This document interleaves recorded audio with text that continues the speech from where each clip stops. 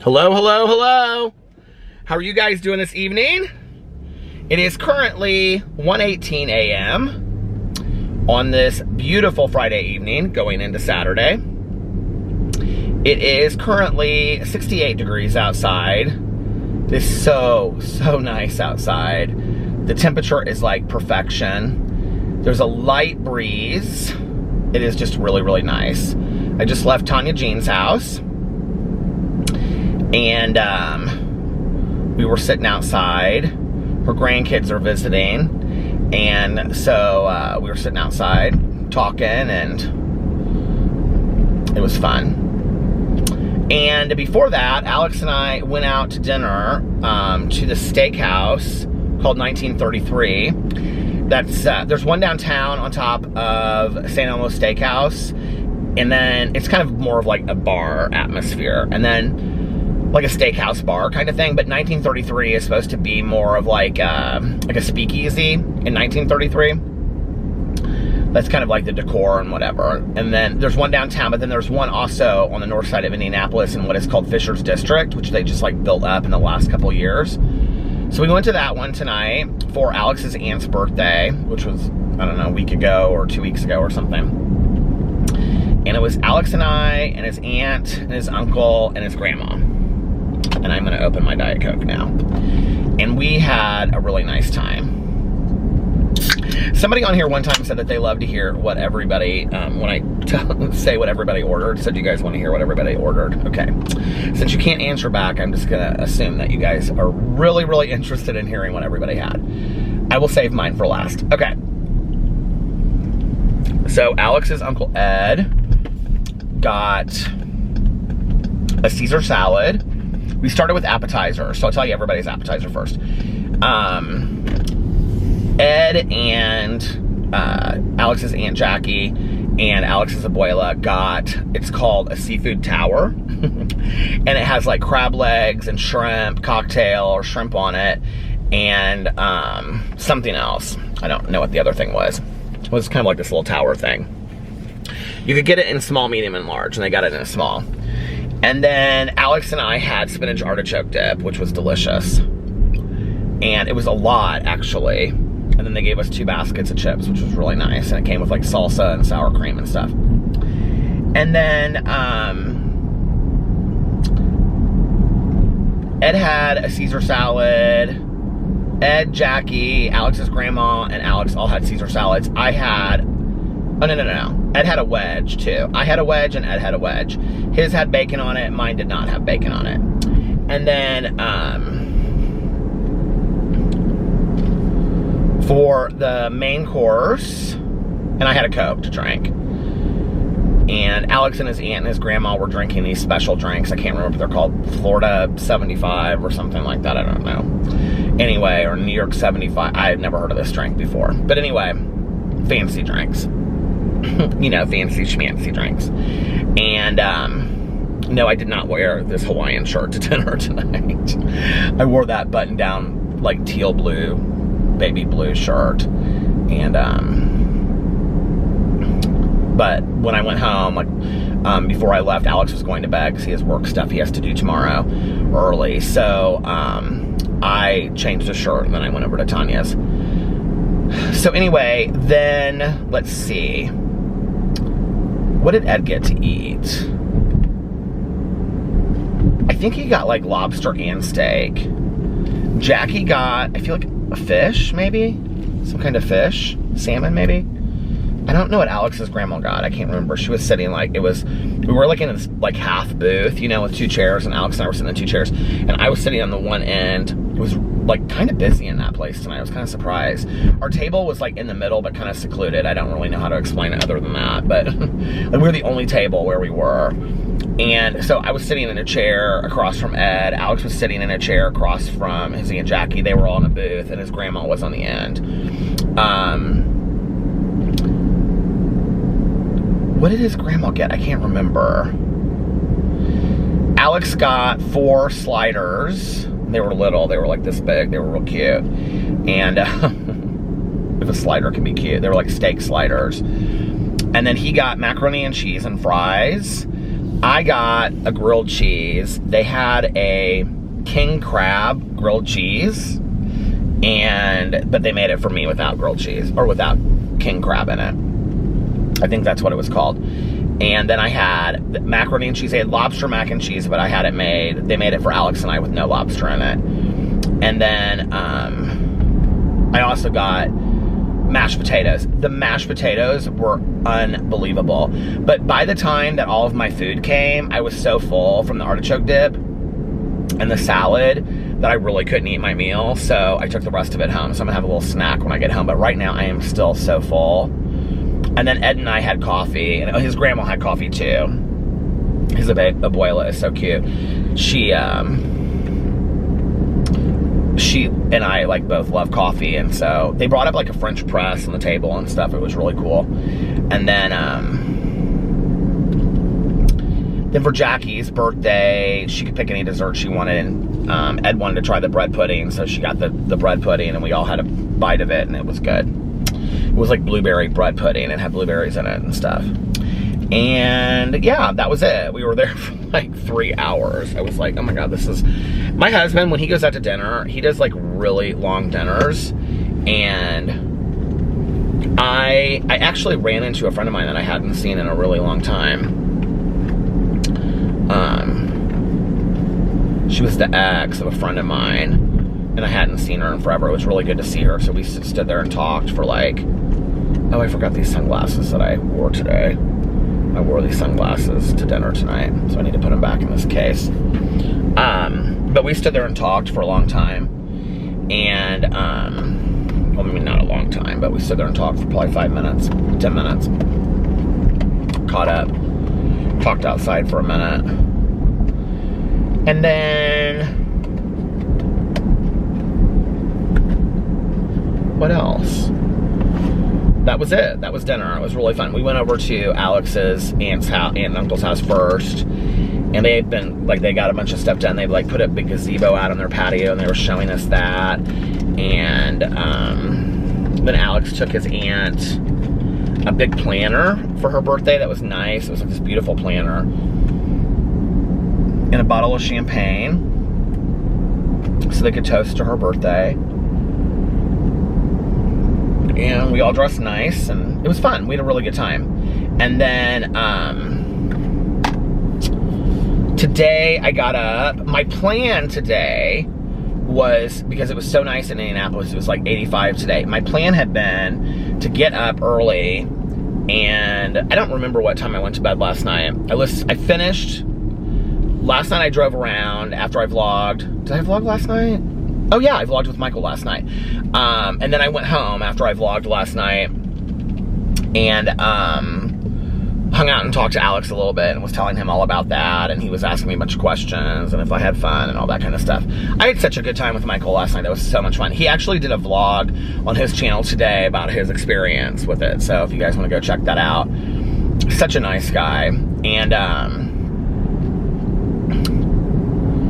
so I came home, and then I hung out with Alex and the dogs for a little bit, and I fell asleep, but only for like 20 minutes, and then I got up, and I wanted to finish Pumpkin by Julie Murphy. So I finished Pumpkin. Oh my God, you guys, what a fantastic book. I love Julie Murphy so much. She's such a fantastic writer.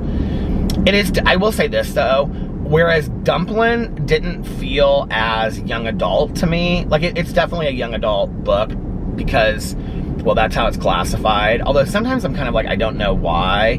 Even though it's like a teenage character, like, the issues seemed more adult to me. Kind of. But whereas that felt more like an adult book to me at times, Pumpkin is definitely a young adult book. And it's about this, I think he's 18 in the book. Yeah. It's 18-year-old. And one of the things I loved was that all of the characters from Julie Murphy's last two books, like Willow Dean, who is Dumpling, and Millie Millichek, who is Puddin' from the second book, and all the girls that were in the beauty pageant and all the stuff from Dumpling, like, they're all in this book. and they're all kind of like interact with each other. Like, it's not just like Becky Albertalli does this too in her Creekwood books and her Simon versus the Homo sapiens agenda. Like, she puts like cameo roles, but it'll be like literally like Simon gets on the phone and just says hi to somebody. Like in this book, like they actually played a part. Like they were a part of the book. And so yeah, I don't know why when I first read Dumpling, I felt like, I think that I saw it like on the New York Times bestseller list, and it wasn't like classified as young adult when I saw it. Maybe something like that. I just didn't think of it as a young adult book when I first read it. It's also like Emma Cline, who wrote The Girls, like about, it was kind of like modeled after like the Manson murders. Like when I read that, I definitely didn't feel like that was like a young adult book. And, but I think, who did I talk to about this? Oh, Courtney Summers, when she, with The Project, because The Project is considered young adult too. And I didn't necessarily feel like it was young adult. And when I asked her, she said, the reason that they market certain books as young adult is because the main character is a teenager or adolescent, which is really interesting about that, because if you go back and you look at like, Catcher in the Rye is not considered like a young adult book.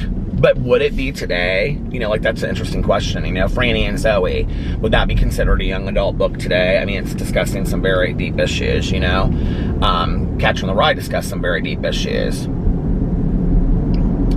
Would To Kill a Mockingbird be considered a young adult book today, you know? It's interesting when you look at, like, books from the past and how we, like, identify books now and shelve books into certain orders on Goodreads and things like that. But anyway, so I don't know. I go back and forth with Dumpling and of what I think. Like, I mean, I definitely could have read the book when I was in high school. I just think that some of the topics, especially like her relationship with the aunt that had passed, I think that I wouldn't have understood it, like the deeper meaning of it, until I was older. I think it resonated more with me because when I was older, like I had experienced grief and things like that. Not to say that people that are younger haven't experienced grief, because a lot have. So I don't know. I guess on that level, it does make sense that it's classified as a young adult book, but I guess it really doesn't matter either, you know. But young adult gets such a bad rap sometimes, and I swear to God, some of the young adult that I read is like 100 times better than adult literature that I read. I mean, really it is. And the characters are so much more well-developed and things like that. But anyway, I mean, it doesn't get a bad rap, but like adults reading young adults sometimes is like, that house has like a guard gate and everything in front of it. Oh my God. But sometimes, like, you know, I've heard a lot of people like on BookTube talk about, you know, like, a lot of adults will say, well, I get criticized for reading young adult and stuff like that. I think that's something more that happened like 5 or 6 years ago versus now. It's funny because I have a friend of mine, and he and his wife, like, they read like mostly like middle grade stuff. I was just asking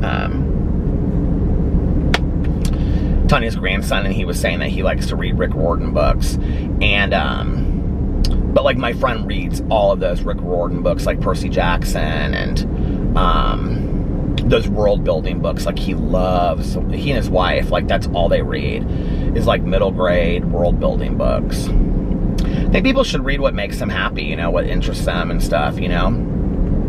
But anyway, so Pumpkin's about this teenager and wants to be a drag queen, and he loves drag, and there's romance in it, and he's already out, so it's not, I wouldn't say it's a coming out story, and his parents are super accepting of he and his sister's a lesbian, and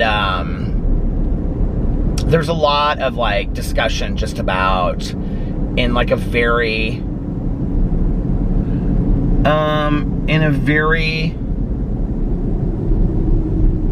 like not in your face, not offensive, not trying to teach moment. There's a lot of like discussion of like gender and sexuality, but like not really, just like this is just the facts of who people are and stuff like that, which I love that Julie Murphy did that. There's also a lot of discussion. So the main character is like heavy set, and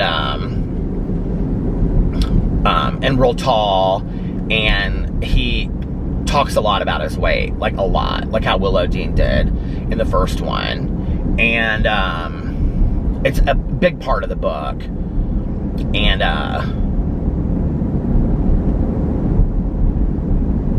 he's pretty accepting of his weight, but there's a lot of discussion about it. And it's done in a really beautiful way of body acceptance and things like that. So anyway, fantastic book. And I will say Julie Murphy is kind of known to like end her books in ways that you wouldn't expect. So that kind of happens. And but it was a really good book. And then when I got done with that, I started the True Crime Book Club's book club for May, which is now June, but our live stream is on Sunday. The book is 8 hours and 35 minutes long, and the fastest I can listen to it is 2 times speed because the narrator talks about it so fast. So, yeah, I have 4 hours of this book basically to listen to. Well, a little bit under that, I think. And so that's what I'm going to be doing when I get done vlogging tonight, and and tomorrow night as well, because I have to finish the book by Sunday. It's interesting. It's not what I expected it. You know, it's interesting because I was just talking the other night, I think it was on here, I was either talking about it on here or I was talking to a friend about it, but I think I was talking on here about the treatment of victims and their families, or survivors of situations and their families, but mostly victims, in true crime books. And I was talking about that, and I was saying that, like Mel and I in the book club, we've like had so much discussion about the importance of honoring the victim. What is this big light out here for in front of this church? Oh, it's like just shining on the church. And right from the get-go in this book, what's so interesting is, and I feel like the book is, and it's not old, but it's older. I feel like it's like 10 years old or something. Well, he started doing his research in 2000, because he says that in the book, but this happened in 2000. He says at the beginning of the book that this book is not about the killer, and that this book is not about the crimes, and this book is not about, it's very much like Elon Green, who wrote The Last Call that we just read the month before. It's very similar to that in what he says. He's basically talking about what happened to these women to end them up in a situation where they're at, and he goes in and he talks about, so it's at the point at the book where it starts. I don't know if there's going to be more victims or not, but there is, how does he identify them? There's 6 women, 5 of which are Native Alaskan women, and there's a lot of discussion about that in the book. And I think the 6th victim is African American. And so it's really interesting in listening to this book because he goes in and talks about that the police basically won't do anything in these cases, that they're just not really invested, especially with the Native Alaskan women. I just was surprised in the way that and then he goes in and he describes like the towns that they're in, and they're all outside of Anchorage, and they're very small. Then he goes in to talk about like the weather there, and like the lack of sunlight and how that affects people. And they're like, he's talking not really so much about mental health, but a little bit. And it's interesting. And he goes in and starts talking about crime in that area. Yeah, it's interesting book. It's not what I thought it would be, and maybe it will become that, but I'm not there yet where, I'm not at a point yet where, like, he's gone in and talked about, he talks about this one woman, and kind of like he's leading up to, like, I think, to what happens to her. But it's really the story of the victim so far, so. But I thought that was interesting on the heels of me just talking about, all of this.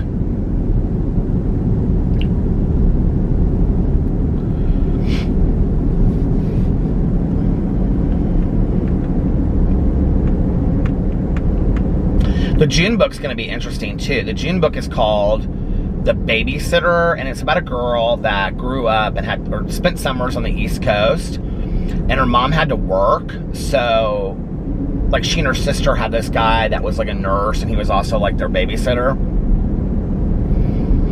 And later, like, he was arrested for being a serial killer in that area at the same time that he was babysitting her. And she put two and two together and realized that this guy that was like kind and nice to her was a serial killer.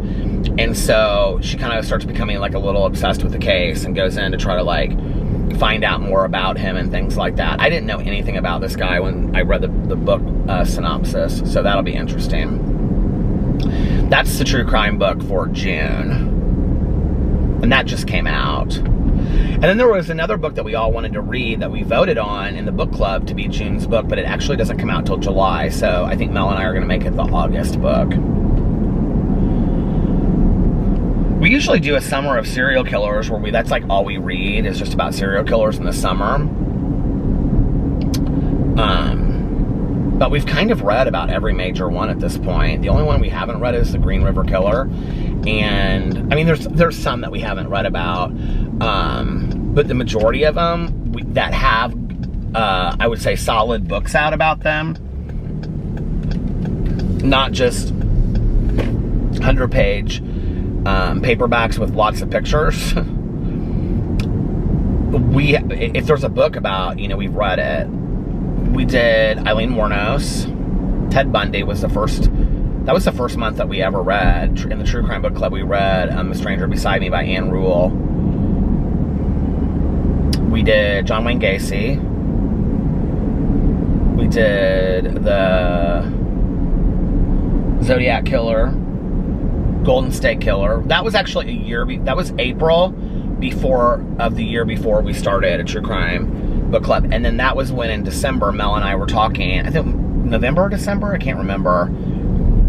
And we both at that point were just like, every time we were having a conversation, it was like so much about true crime and like what books we were reading and whatever. And I think I just said to her, we were talking on the phone one day, and I said, because we were trying to pick a theme for the following year, because we're going to do like a theme every year. And I said, why don't we could just do a year of true crime or something. And I can't remember if it was Mel or me. One of us was like, why don't we just make the whole book club true crime? And I was like, oh my God. We were both like at the same time, we were like, that's such a great idea. And I was like, but there's going to be a lot of people that don't want to read true crime. And she's like, but there's going to be a lot of people that do want to read true crime. And I was like, that's true. And she's like, and let's just do it. It'll be fun. This is what we like, we like true crime. So let's, do it because this is what we love. And so we did, and we turned it in. So, yeah, I don't know if I can remember every book that we've read, probably not. But we did The Stranger Beside Me by Anne Rule, that was about Ted Bundy. And then we did,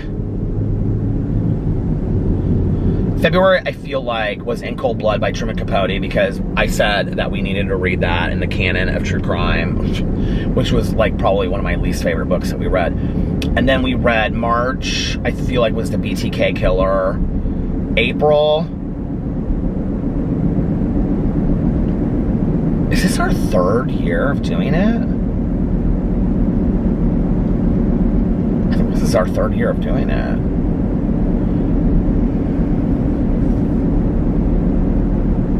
I can't remember. We did, Columbine, John Wayne Gacy,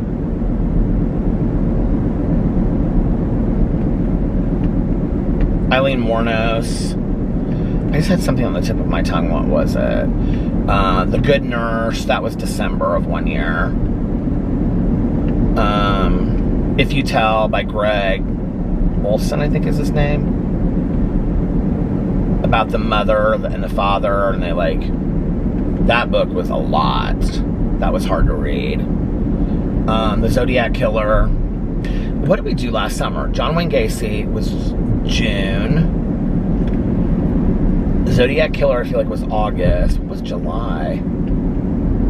May last year was Eileen Wuornos. And we've been doing, this is our third year. I think this has to be our third year of the True Crime Book Club. I guess, is it? I don't know. Maybe I'm wrong.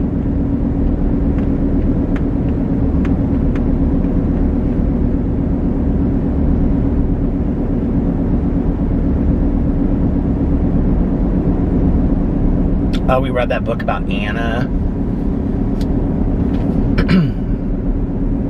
The one that stole her friend's identity.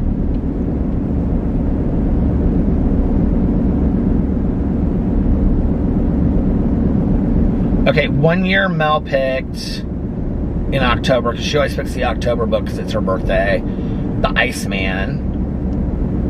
And another year she picked,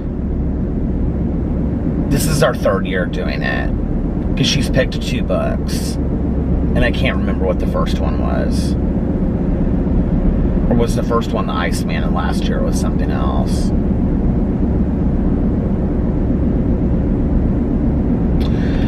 We read about that girl that did the poker games. That wasn't Mel's month, though, I don't think.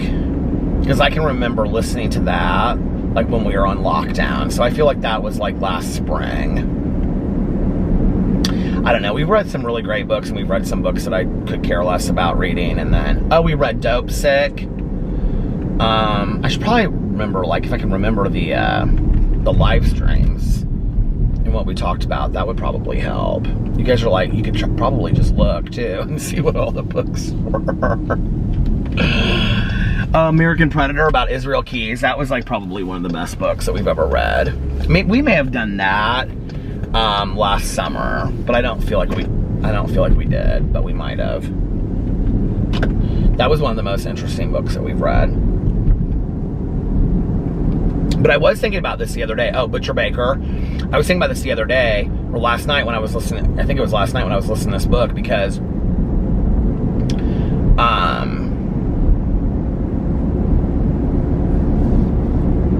this is the third serial killer that we've read that lived in Alaska, because we read Butcher Baker, Israel Keys, and now this guy. And they talk in the book about how Alaska is kind of like a home to these type of people, because the police system there is so poor and they can get away with a lot of these things. Like, the guy said that. I don't know how true that is, but that's what the guy said in the book. And I thought that was interesting. Now I'm kind of like racking my brain trying to think about all the books that we read for True Crime Book Club. I remember before that we'd read My Sweet Audrina by V.C. Andrews. I think that's the only one I remember. I don't remember before that. It's funny because, like, Tanya reads so much. She actually just she just finished. I told her to read it, and I said, I'm thinking about, actually, I shouldn't even say this on here because I'm thinking about making it the July book for Peter's Book Club, but oh well. So she and I both loved Taylor Jenkins Reid's, why can I never remember the name of this book? The 7 Husbands of Evelyn Hugo. We both loved that book. Remember, I talked about it so much. And she has a new book out. I think it's called Malibu, but I could be wrong. And it's about these, like, siblings that are rich. They're like the kids of celebrities or something. They throw this party this last night of summer or something like that. So I pre-ordered it on Audible, and I was excited about reading it. But I didn't really know what I would think about it, you know, like, because I've heard, like, mixed things about Daisy and the Six, which is, like, her second book. And I read her really short novel that was called, like, The End of the Affair or something like that. It was just, like, tragically sad. It was so sad to read that. But I wanted to read another one of her, like, books, you know, and I haven't read Daisy and the Six yet. So I guess I should probably read both of those at the same time. So I started talking about a friend of mine that recommended a book to me. But anyway, going back to Tanya. So I got home last night, and I was, like, getting ready for bed. I don't even remember what time it was. It was late. And Tanya texted me, and she was like, I can't put this book down. It's so good. And I was like, the Taylor Jenkins Reid book? And she's like, yeah, it's so good. And so, like, I was getting ready for bed and stuff, and, like, 20 minutes later, I said, what did I text her? I said,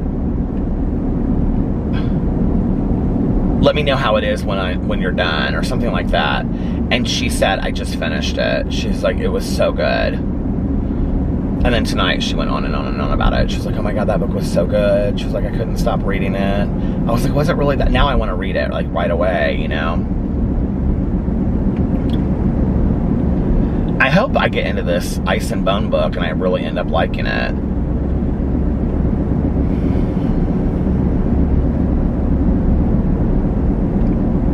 was thinking the other day that I kind of miss like doing Words with Friends. There was a point where like, well, a lot of it, I mean, I'm such a homebody anyway, that during like the lockdown, and granted, it was only for like 2 or 3 months, 2 months, 2.5 months, but like, and I know people have been on lockdown for a lot longer, but there was a point of it that like, I really, who was I talking to? Oh, my friend that I saw tonight, because she was talking about how she had like worked from home for like a year, but like there was, and I was telling her that like I really like enjoyed having Alex at home. There was parts of that like I really enjoyed, like just like not leaving and like being at home every day and ordering the food from the grocery store and, you know, reading in the driveway and doing, I loved doing the vlogs in the driveway for some reason. That was really fun for me. And, you know, and then after I would vlog, I would just sit there and, because Alex was going to bed, you know, so like pretty early back then, I remember. Wasn't he? Because we were kind of on like 2 different time schedules, but I would like sit there and I would just like listen to my audiobook, and then I would play Words with Friends for like 3 hours, and I would watch Schitt's Creek. I watched, you know, a couple shows. Like that was really enjoyable for me just to like do that. And it's like, well, you could still do that now, you know. I miss playing Words with Friends, but I will say this with Words with Friends, I had such a hard time keeping up with it because at that time I was playing like 20 games at the same time, and it was really hard for me to keep up with it.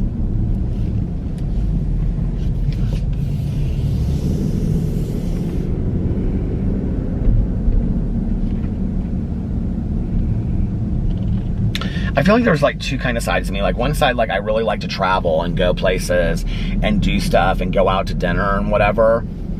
But then there's another side of me that really, really enjoys just being at home and staying at home. And like, you know, like today, I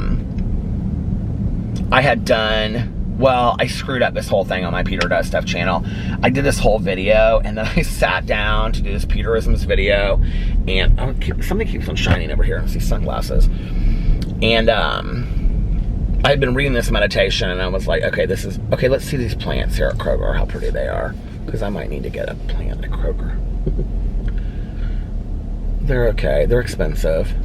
$19.99 for a not very big planter. Yeah, they're expensive. These are small, $6.99, but they're not, they don't look like they're doing very well. But whenever I say I always if I ever say that, I always think of bunch. I don't know why. Anyway, what was I saying? I don't even remember what I was saying now. Oh, so I like sat down because I was going to film 2 videos in the same memory card, because I usually never do that. I usually just film 1 video, and whenever I do, and I film like more than 1 video on the same memory card, I'm always like, okay, you have to remember you have a video on there. Do not delete, do not delete. Because what I do is, like, after I've uploaded the video or rendered it or whatever, you know, onto my computer, I go in and I delete. Well, if I'm done with it, so like I just have like a clear memory card. Now, I know that there are people, whenever I say this, people are saying, you can get this software, you can get that software.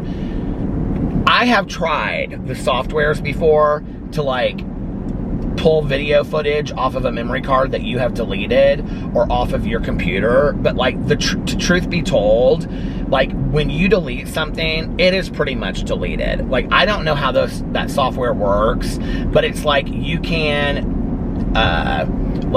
you can get back, what's the word I'm looking for, a video that you deleted, but it takes like something like some ridiculous amount of hours. You have to buy a program, you have to do this, you have to do that, and honestly, it's just not worth it for me. I can just refilm the video. I mean, that's just really honestly how I feel about it. So I sat down and I started reading this meditation, and I was like, it was very spiritual and kind of recovery based, and I was like, okay, I try to make those meditations on my Peterisms channels. Typically, I try to make them like kind of ambiguous to everybody, not ambiguous, but kind of like applicable to everybody, right? So I like reached over and like stopped it, and I was like looking through the meditation books, and I was like, I read the two Melody Beatty. No, I read, which one was it? I think it was a Melody Beatty book and the Kindness, Daily Book of Kindness or whatever by Cindy Spiegel. I don't know what that book is called. Anyway, and I didn't even think about it, and I just like reached up and I reached over and hit delete and like start it, and as soon as I did it, I was like, you just deleted that entire, like, it was like a 16+ minute video that I made in the kitchen showing my water kettle that I had just opened. And I was like, don't get upset about it. There's nothing you can do about it now. It's already gone. So I was like, okay, forget it. I just won't post that video. But then I was like, well, my water kettle's open now, and like down the road, I'll probably be using it in videos or whatever. So I might as well just show it. The box was still on the kitchen floor and stuff. So I just refilmed this video. Well, in the original video, if you watch that channel, I pulled out of the refrigerator because I noticed this earlier in the day. Like when I was getting stuff ready. Do you guys remember, if you watch the Peter Does Stuff channel, I made that iced coffee in that thing where I put it's called Crumb, K-R-U-M, I think. And it's like these coffee satchel things. It's like the ones that Michael gave me. And you put like 4 or 6 of them in there, and then you let it steep overnight. Do you remember that? Okay, if you watch that channel. Well, I had left it in there for like a week and a half. And I had forgotten to take it out of there. So on the first video that I filmed, I put it into a mason jar with ice and some Sweet and Low, and put a metal straw in there, and felt very influencer-ish with my mason jar and metal straw. But it was like so strong, it was like really bad. Like it was like super, super strong, like some of the strongest coffee I've ever had in my entire life, because it had been literally sitting there for a week. I put the cup in there, and then whatever was left I poured out because it was so bad. But I was like, after that, I was like, you know what? I started drinking it a little bit. Oh, I went out back because when I was uploading the videos, because after I made the Peterisms video, I had watered the plants on the front porch earlier, and I was like sitting there, and as I was filming, I was like, you haven't watered those plants on the backyard at all. Okay, we have a hose nozzle that you hook a hose up to behind our house off the side to our patio, but they put it, I don't know why, right behind the air conditioner vent, which is like impossible to get to, okay? Number one. Number two, when they came and painted the houses a couple years ago, they painted it so that like it doesn't like turn normally or whatever, so it doesn't work. I'm sure we could have somebody come out there and fix it, but we haven't, right? So our neighbors have always been like, just use our hose whenever you want to use our hose, and it's like they're literally like right there anyway, except for like the barrier gate. So I had said something to him like a week ago. I said, when we got the plants, I said, do you care if we use your hose this summer? We're really friendly with them. They're super nice. And we're always out there talking to them and stuff like that. And he was like, no, not at all. He was like, use it. He was like, and he was like, do you want me to move it over so it's easier for you to get to? I said, do not do that. Do not trouble yourself at all. So I went out there today. I heard him working on something when I was like filming videos, and I didn't know what it was. But I had an idea, and I went out there, and he had taken the hose, and he had hung this hanger for the hose on the like dividing wall on his side, so that I could come over and it would be easier for us to get the hose. How nice was that? Was that not so nice? So, and then his wife came out, and she's like, well, it was my idea. And we were talking about books and stuff, but anyway. So I watered the plants outside, and why was I telling this story? I literally just lost my train of thought. Oh, and I was sitting out there with my coffee in the mason jar. Oh, and then my other neighbor on the other side, Laura, her boyfriend came out. So I was talking to him, and they were getting ready to go to a wedding or something like that. So I was talking to him, and I was drinking my coffee, and I was like joking. I said, don't I look like such an influencer? And he was like, you do, really. But the more I drank the coffee, the more it was pretty good. So I never went to Starbucks to get coffee, right? Which I probably saved a bunch of money, and I should just keep on doing that.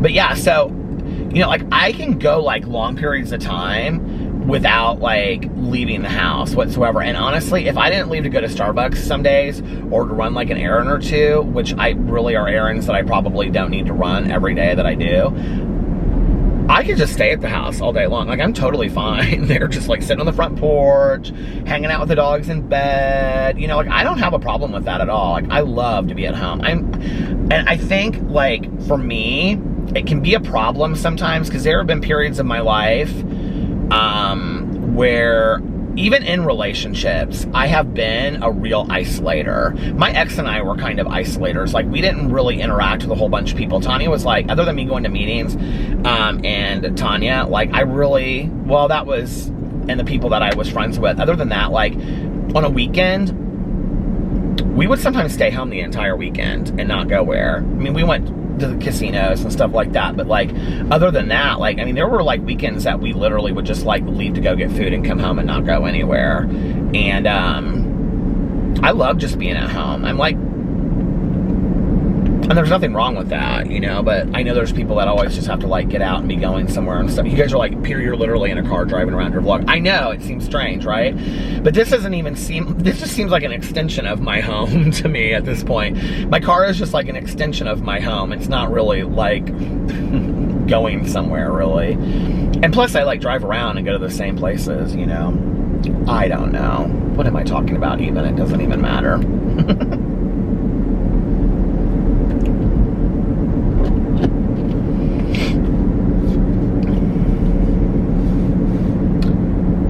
I feel so incredibly grateful for my life. I was sitting out on the back deck tonight, and I was like, just looking at my plants, and they make me so happy, and the dogs were running around at my feet, and they're just so sweet. You know, I was drinking coffee and just sitting there. I was like, I just have such a blessed life, and I was excited about seeing family tonight, getting to hang out with Alex, you know, and to just go hang out with my best friend, you know, for an hour on her patio, just outside. It's just, I just have such a blessed life. And you know, it's funny, because like, do you ever talk to somebody and like when they're talking about like their life, there's like pieces of it that you want? Like when I was talking to Michael last night, like, he goes to all these local coffee shops and all these different places, and I'm like, Peter, you could do that. Like, and that's not really like changing a whole lot. That's just like, gas in Indianapolis, by the way, is so expensive right now. This gas is $3.35 out here. I cannot even believe it. It was like $2.99 forever. This is $3.35. Now, earlier I saw it for $3.09. Has it gone up that much? Over $3.09 on the other side. That must just be the premium. By the way, this shirt collar is driving me crazy. It's like turned in. I've never worn this shirt. I think this is the first time I've ever worn it. So I bought it, and it's a 2XL. It's like one of those Ralph Lauren shirts that I bought. See, it has this cute little red Ralph Lauren little thing over here. But I bought it for Florida, and it was a 2XL, so I washed it so it would shrink a little bit, and it didn't really shrink a whole lot. So it's kind of very baggy on me. I think it's cute. Alex thought it was funny when I bought it. He was like, look at that Hawaiian shirt. I was like, I think it's kind of nice. I like it. But it's super comfy. But the collar is like, because it's like a ring neck, it's like turned in the back, and it's like kind of like turning into my driving me crazy. But yeah, and I was like, you know, like, so you already have this life that you really like, and like, what more would you want? Oh, to go to local coffee shops and farmers markets. Like, that would make you that much more happier. Why don't you do those things? I'm like, well, I am going to start doing those things, you know?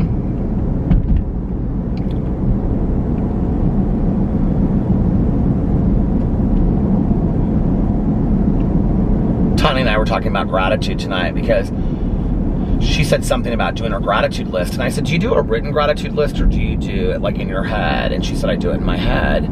And I said, yeah, sometimes I do too, but I said, I've been trying to do a written gratitude list every day. And I said, why do you think it is that when we write stuff down, like because when I will say that when I do a written gratitude list, like it definitely has more of an impact on me. And I don't really know why that is. Where am I at on time? I don't really know why that is. I was like, where am I at on time? You know, it's like I was talking about this don't know if I was talking about it on here or on my Peterisms channel, about like when we do inventory. First of all, I just have to tell you, I don't know why, but I'm getting ready to drive over the water, and it is so pretty and so peaceful to me. If you look this way, you can see all the houses on the water, but I always love driving over the bridge. And this is where I grew up out here too. So this is a different bridge than I usually drive. I don't think I've ever shown this before. But what I love is, right when I passed over here, I don't know if you can see it back here, but right there where the lights are, that's actually like this little like bait and tackle shop. And I think they serve breakfast there too. It's like a little diner place. I think, I could be wrong, but it's like a bait and tackle shop. And there's always like, it's like, you know when you see those movies that are like mystery movies or thrillers, and then you go to like some backwoods area and there's like that bar out in the middle of nowhere that's absolutely packed? Okay, that's that place. Like it is always, it's like, just looks like a double wide trailer that like has like a store inside of it. But there's always like 20 or 30 pickup trucks. Oh, the battery is dying. I should have pulled in there. But there's always like 20 or 30 pickup trucks in that area for like where they've hauled their boats out there. And it's fishermen that are fishing at night on the lake out there.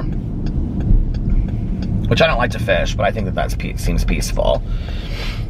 I can remember growing up, because my dad lives on the lake, and I would sit on the back of the deck, and in the dark with the lights off when I was growing up, and I could like hear the fishermen talking down there. Like they would talk to each other, because like the voices really do carry on the lake, and you could hear them. But the other thing is you could hear them like throw out their line and cast it and pull it back in. And there was something, I can remember sitting out there and like, you know, drinking like, you know, a cup of coffee or something before I was going to bed. And there was something so peaceful about listening to these fishermen like cast out and pull it in. I don't know what that was. There was something so peaceful about that sound back in the day. I hope I have another battery with me, but I'm almost positive I do. Oh, maybe I don't. Shoot. I thought I grabbed 2 batteries. Oh, did I not? Did I just change that battery and I didn't bring the other one? Well, I guess that's it then for the vlog tonight. I thought I had another battery. Darn it. Well, anyway, that's a good place to stop anyway, isn't it? On the peacefulness. Put in the comment section below what you think is peaceful. What are some of your favorite peaceful sounds? Put it in the comment section below. I love to hear the birds chirp in my backyard and on my front patio.